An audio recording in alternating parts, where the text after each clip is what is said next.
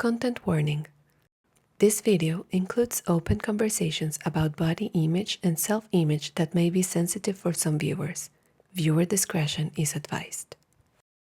Hi everyone, and welcome back to Smut Chat with Jeen Bean. Today we're tackling the topic of hypersexualization, specifically within the world of erotica and autoerotica. I am here with the one and only Jessie. Jessie, I could try and introduce you, but I think it'd be better for you to say hi yourself. So tell everyone who you are. Hi, I'm Jessie. My pronouns are she, her. I am a voice actor, an editor, a writer, and I make all sorts of spicy audio-erotica content on Undercovers Audio, on Reddit, and you can find some of my writing on Quinn. And she's very good at all of the above, just FYI in case anyone needs services of any kind. Thank you so much for joining me today. I know this is a topic you and I have talked about outside of this space. And so we're talking about hypersexualization today, right? Which, just to kind of set a baseline understanding for everyone, it's the process of making a person or a group of people sexually appealing and sort of focusing on their sexual value over other qualities. This is very commonly seen in media and culture, for example. If you ever look at advertisements for fashion, how many times do you actually see the full human being and not just a part of their body? Anyway, so I wanted to talk about this because this is something you and I talk about a lot. And I think this is something that a lot of AFAB, femme, and women sort of understand inherently, particularly because a lot of the time we are hypersexualized at an early age and against our will. So let's start there. To the degree that you feel comfortable sharing, what has that experience been like for you as a person living in a woman's body and a woman's experience, but also someone who's in the autoerotica space? I mean, certainly when I was younger, I was very aware of the fact that your attractiveness, your appeal to men was the thing that would make you cool or not. And I was very aware of it because I was very not that. I was not I was always tall, was really gangly. I think we've talked about this a little bit before, that I always kind of felt really very uncomfortable in my kind of body because I was just tall and everyone else was regular sized. And I just felt a little bit weird and a little bit of a weirdo and kind of out there. So I very much, when I was younger, lent on making sure I had a really loud and weird personality, because that to me was my thing that I could have. It wasn't until I became a teenager and I started developing that I actually realized that the personality that I had worked so hard to curate as a younger child to make people like me was a complete waste of time, because I could talk to people for ages and all they'd be doing is staring at my tits. I'm okay, that's a thing that I have to deal with. But I think certainly for people of my generation, I think that it's probably a millennial thing. It was just kind of that thing of boys do that. Boys just stare Boys will at be you. boys. Boys Yeah. will be boys. They're just staring at you. It's fine. And then I think as I got older, it very much I became more aware of the fact that I could actually use this thing that was kind of being thrust on me to my own benefit. And that's where it was okay, well, if I want to get into this club, so I'm going to wear a shorter skirt and a lower cut top than I maybe would normally, because if I do that, then the guy's not going to be looking at my face and he's not going to ID me, so I can get in easier.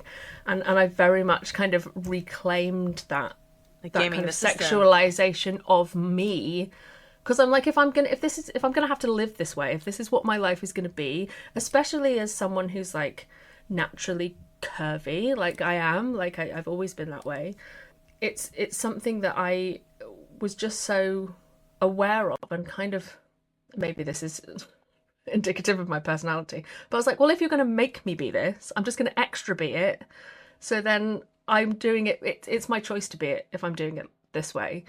But I think then you run across the kind of other end of the scale, where you've got people who are seeing you do it to yourself, and while they were quite happy to dismiss the boys who were staring at your boobs or trying to lift your skirt up or whatever it might be, they're now the ones saying, well, you can't dress that way because that's slutty. You can't be slutty. You're just encouraging this behaviour now. This is a you problem.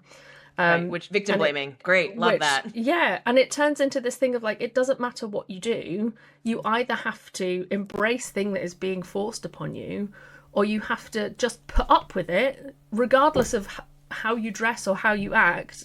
They're going to do it anyway. So Yeah. you kind of have to, and that was certainly my experience. Was like, well, if you're going to look at me like that anyway, I may as well get some free drinks out of it, or I may as well, get something out of it, because otherwise I'm just being objectified for no reason. And I think that's a lot of the time, certainly for like young women. I think that's a box that you end, or a corner that you end up being kind of pinned into, of like, you're damned if you do and you're damned if you don't, because somebody is going to have an opinion either way. And you just have to kind of, I would not wish that journey or that decision on anybody, because you feel like you Yeah. can't actually be yourself. Yeah, I would go a step further and say like it doesn't even allow you the space to figure out who you are. Like it's Mm-hmm. not even like if it's thrust upon you and sort of forced on you that you are, fill in the blank. And it reminds me of like the concept of like the Madonna whore complex, right? Yeah. Of just like you have to be virginal and pure and humble and all these like words that are very rooted in like puritanical purity Mm-hmm. culture type things. But you also have to be sexy and alluring, and you have to kind of intuitively know how to please a man Mm-hmm. specifically, right?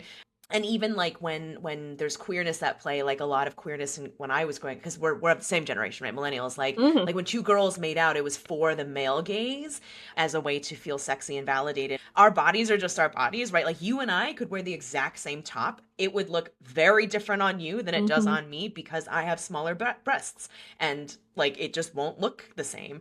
And I think it's really important to, I don't know, I feel like I worry that plus size women or women with bigger breasts are blamed for being skanky or slutty in a way, and it's just their body. Like Yeah.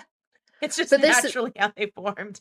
I mean, you can trace stuff like that. I mean, and again with like the hypersexualization of like lesbian relationships, like it's so common in traditional pornography. LGBTQ plus people have routinely been hypersexualized Mhm. in media, because up until, not I say up until recently, like even now, LGBTQ plus relationships in media that is not specifically made with LGBTQ people in mind is used as a shock factor. Was it only like a few years ago that Hallmark did its first like non-straight story? Yeah, Um, probably. and it was, everyone was like, "What, Hallmark? How could you?"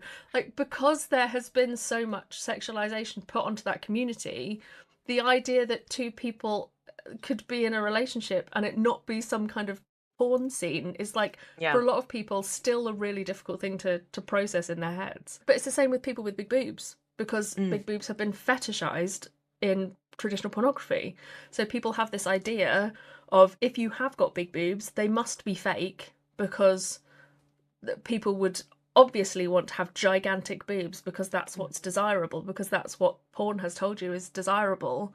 They don't tell you about the backache or like the difficulty finding clothes that fit you. Like, that's not sexy, it's annoying. And it Right. costs twice as much to buy underwear. Like, they don't talk about that kind of thing, because the sexualization of, it's happened, and it's happened more recently, I think, with having like a bigger ass. Like, that's been fetishized.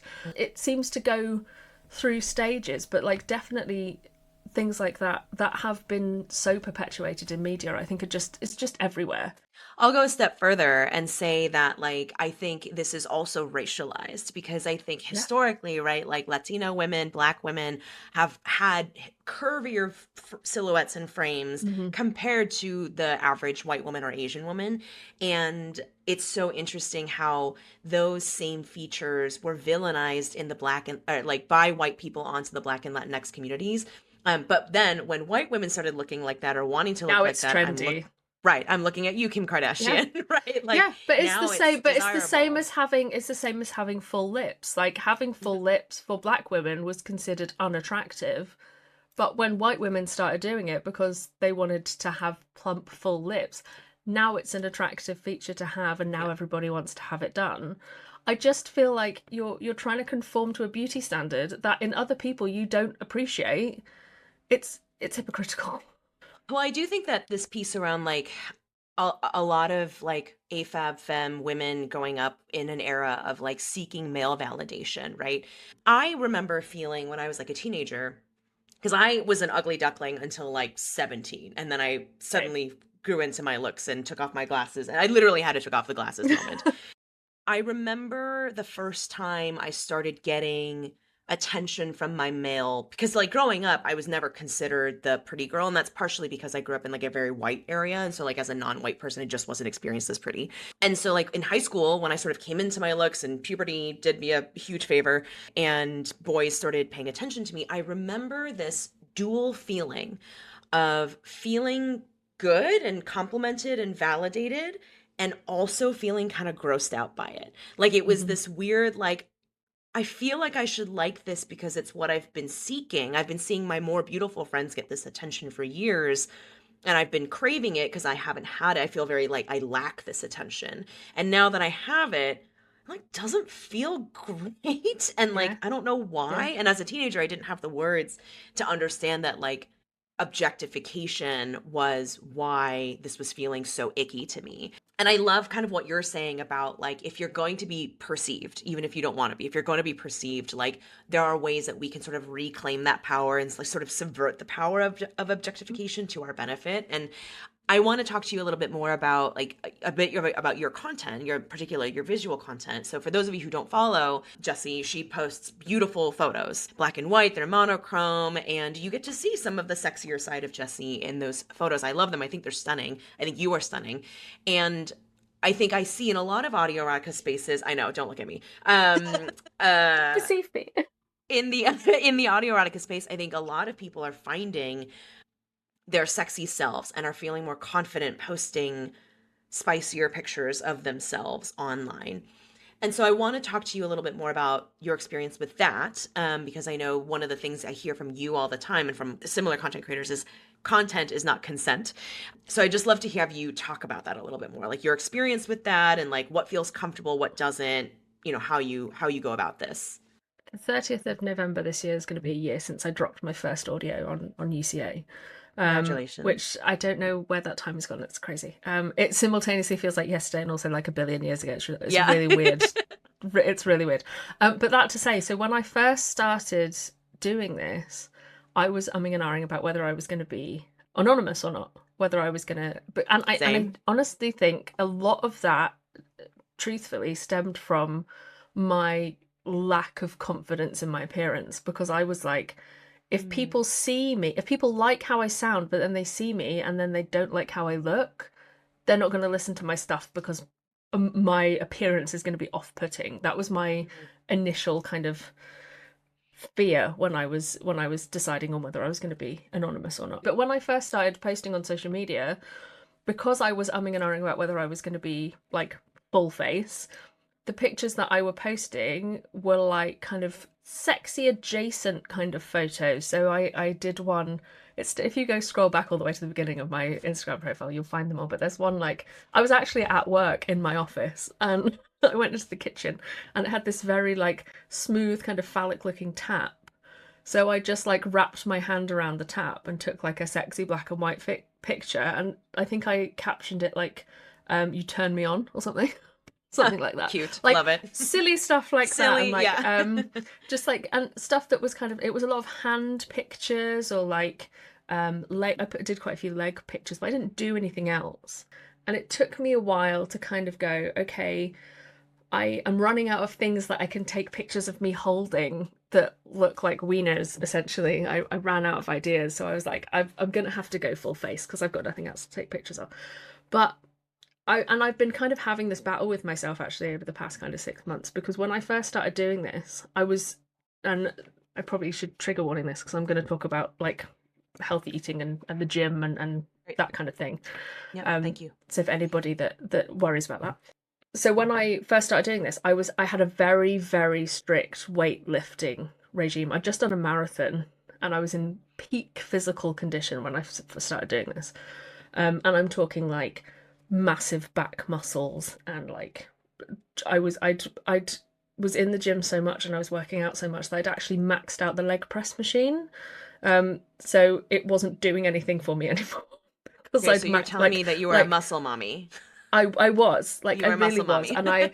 and I was like very strict diet, and I would walk like I would walk 5 miles before I started work every day. I'd go for a walk. And then at the weekends, I'd go for like 20-mile hikes. And like I was very, very active. So I was in great shape when I started doing this. So I didn't the confidence that I didn't have back then was from like here up, right? This was fine. Here up, I was like, eh.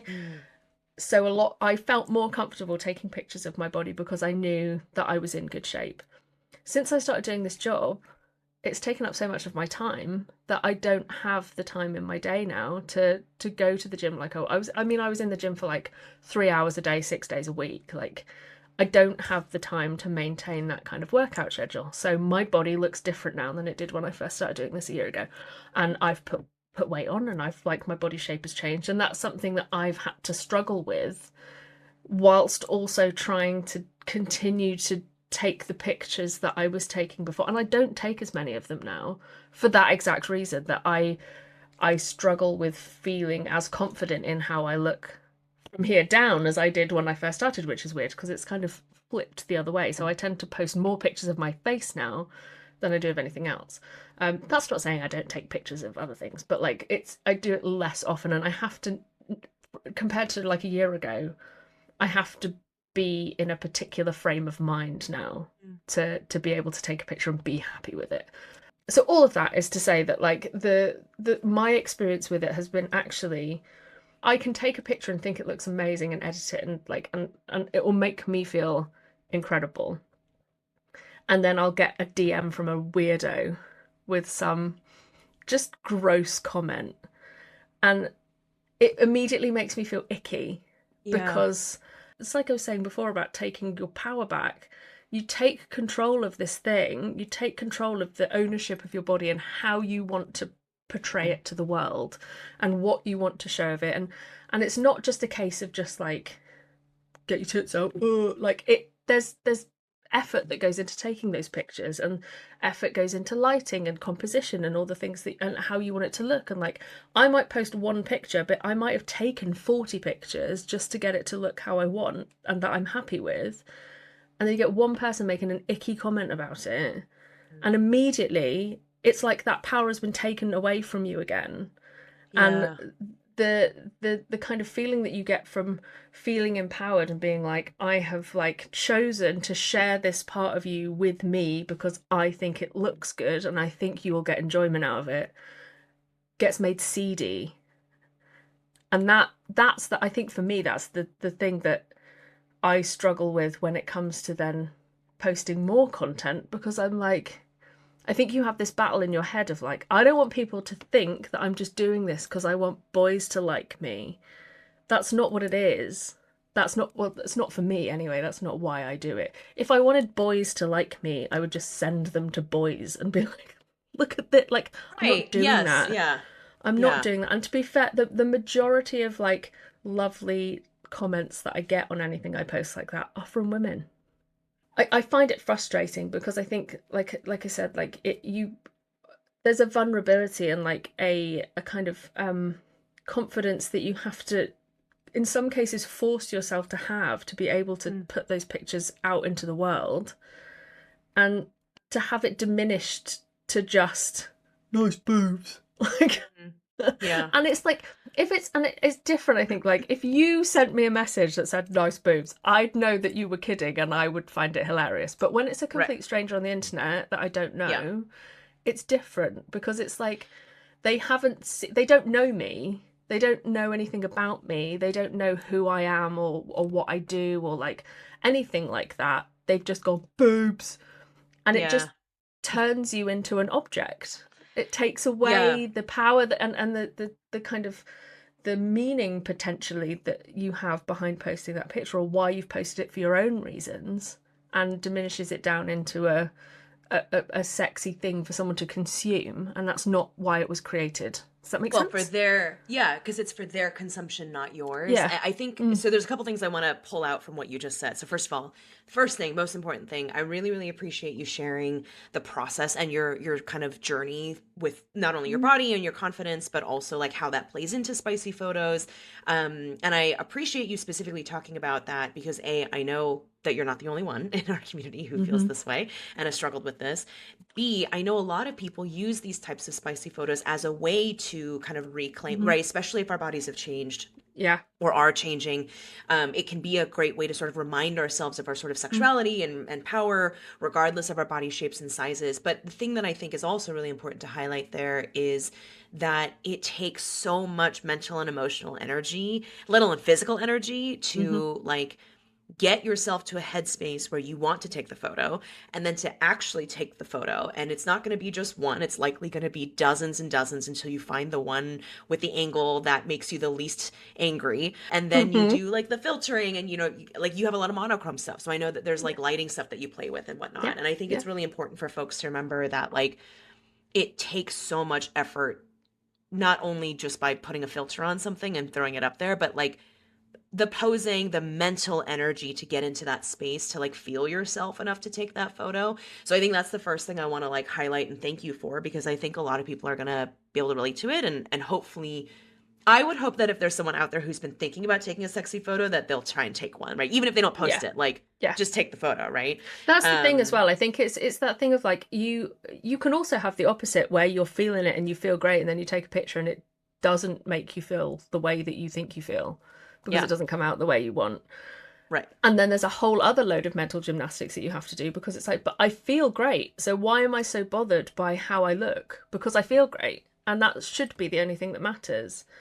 The difficulty comes when you are feeling great and you take a picture and it doesn't come out the way you want, because you then have to reconcile this idea in your head. And I think this is probably why a lot of people use this kind of medium to make themselves feel more confident in the way they look. Because if you're feeling great but you're looking at a picture and you're being critical of it, you have to then understand what it is that's inside you that is making you feel critical of how that image has come out compared to how you feel about yourself. Because if you're wearing something and you feel great, the way that you appear doesn't matter because you feel great.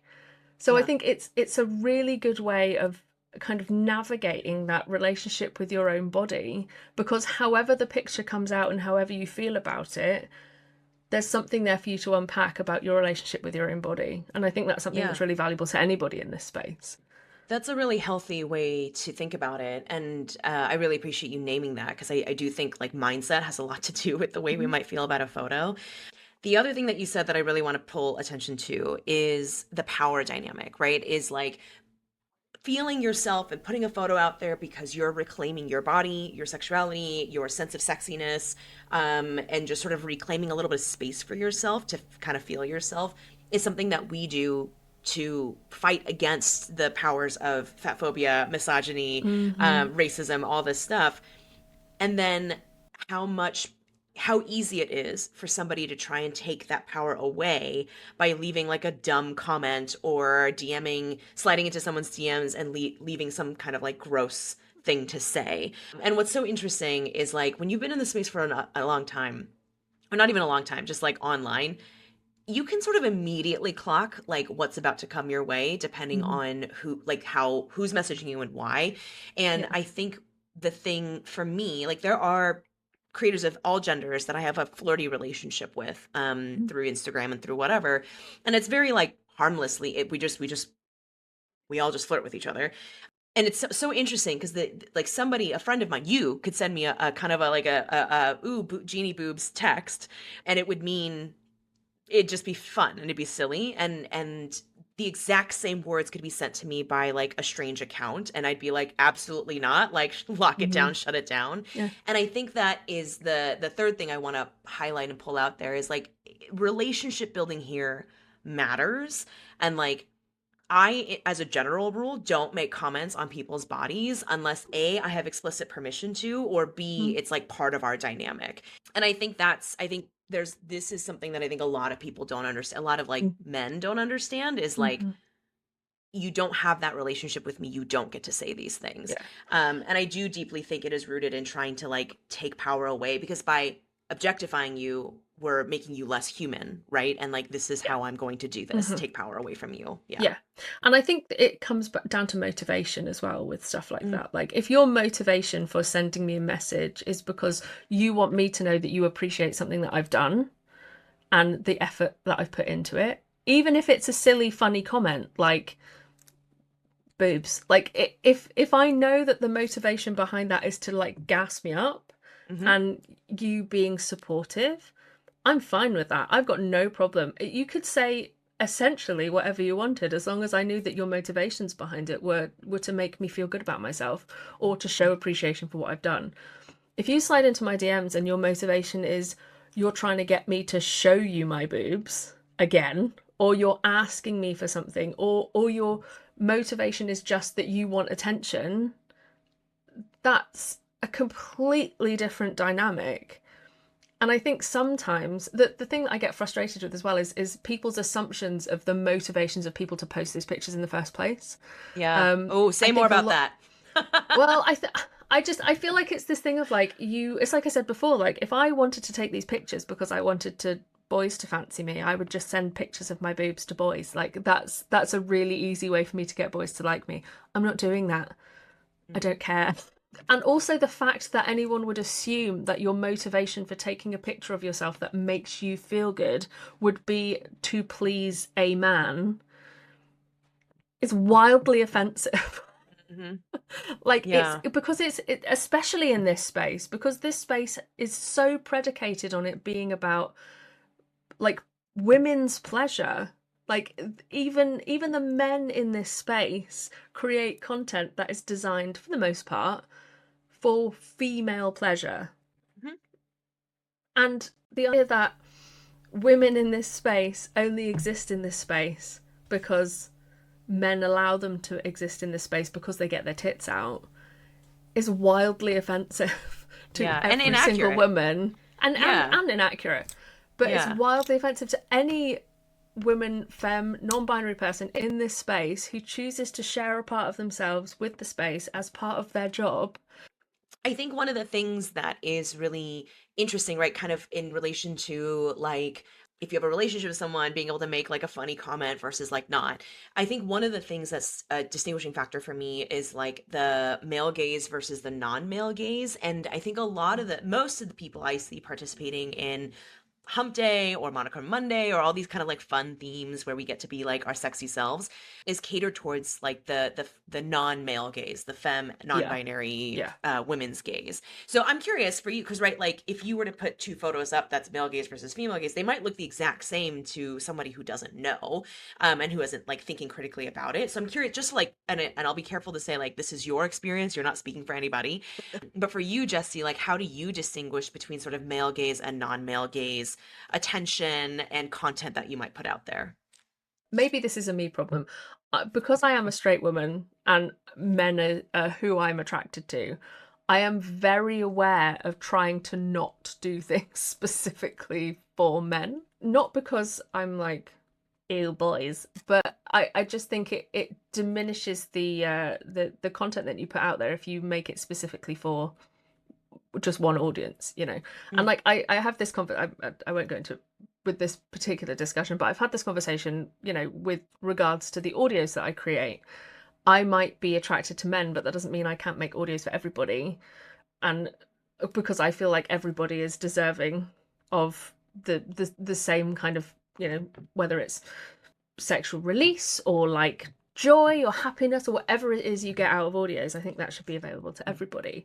And I would feel like I have kind of diminished my own experience if I don't do those things, right? So for me, when I take a photo, I try and take it from the perspective of anybody who's looking at it is going to get something out of it. And I think it's difficult because a lot of the time, like you said, it's like it's a relationship thing.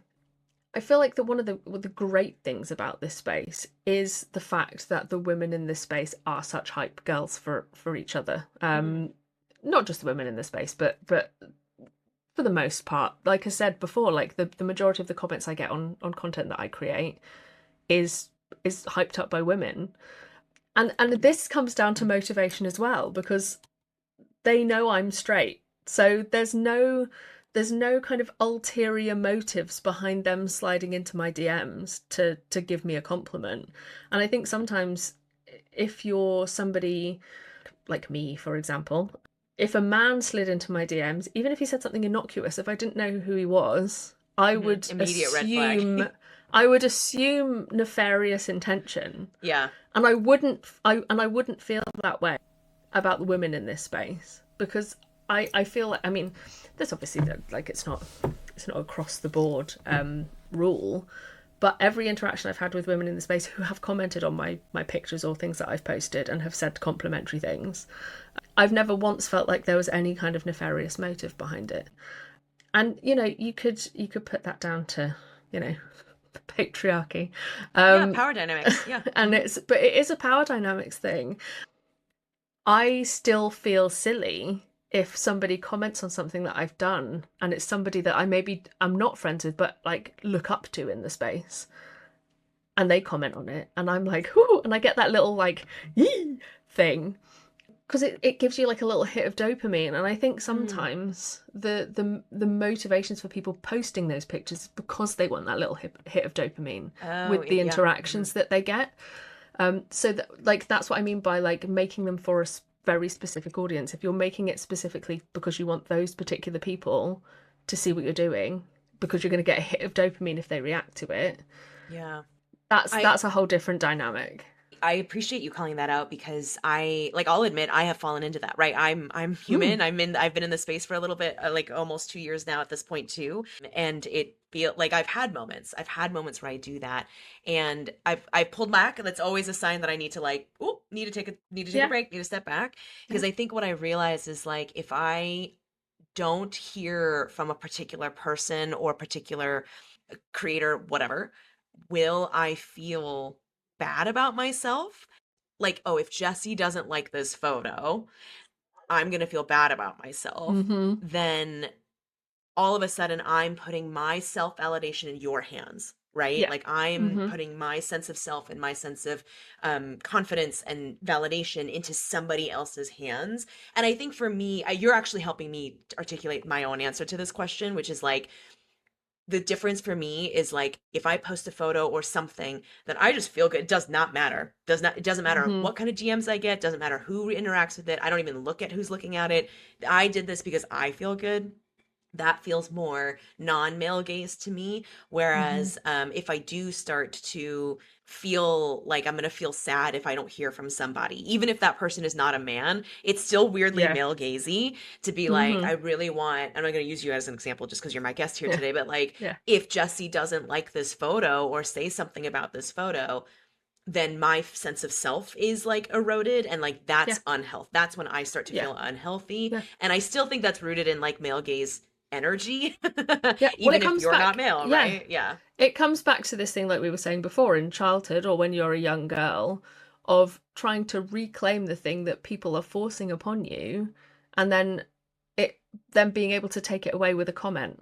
And it's the same thing. It's like, I'm doing this thing because I want to feel good, but all of a sudden I care what you think. And that's where you get the problem. And I think, with spicy content in general, I think women and non-male people in this space, I think, feel this pressure more.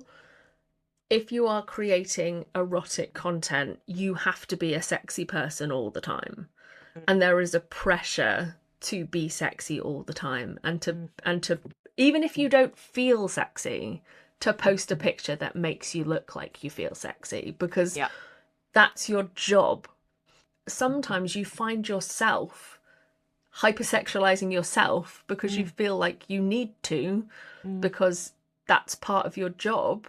But if I do this thing and then nobody likes it, does that mean they don't like me? If I post a picture and the people that normally like it don't like it, and I'm not particularly feeling myself that day, but I've done it because I feel like I should do it because it's hump day or whatever it might be, that can then have a knock-on effect on me, because I'm then like, well, no one's liked this picture. Oh, well, maybe I'm not sexy. Well, why am I doing this job if I'm not a sexy person? Because clearly Ugh, nobody wants to listen to me because the I'm not spiral. sexy.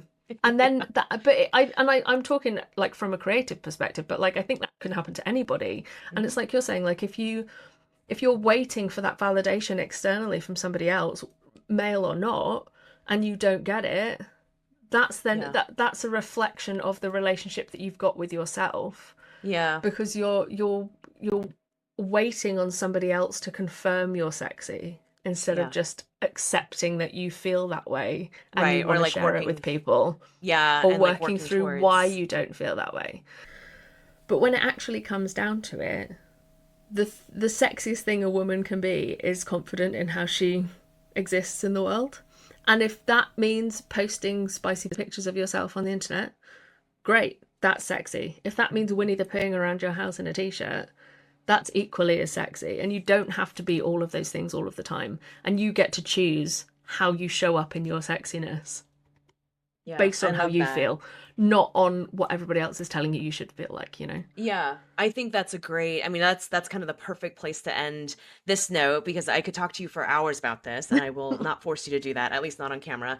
But I do think that's a really great kind of to note to take is like, reclaiming your sexiness shouldn't be reliant on somebody else's experience of you, but should be in an ideal world, we are feeling ourselves and it doesn't really matter what kind of thing, we're putting out there and the reaction we're getting, while also recognizing that like social media is designed to provide dopamine hits. And when we don't get those dopamine hits, it's addictive for a reason, right? Yeah. That's why we're so Yeah. worried about our teenagers.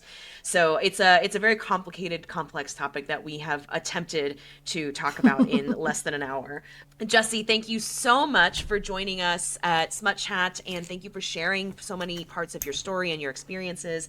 We're completely obsessed with you, and yeah, we love you so much. And hashtag boobs. So thanks everyone. Thank you everyone. We'll see you next month for Smut Chat with Gene Bean, and I hope everyone stays smutty. Bye.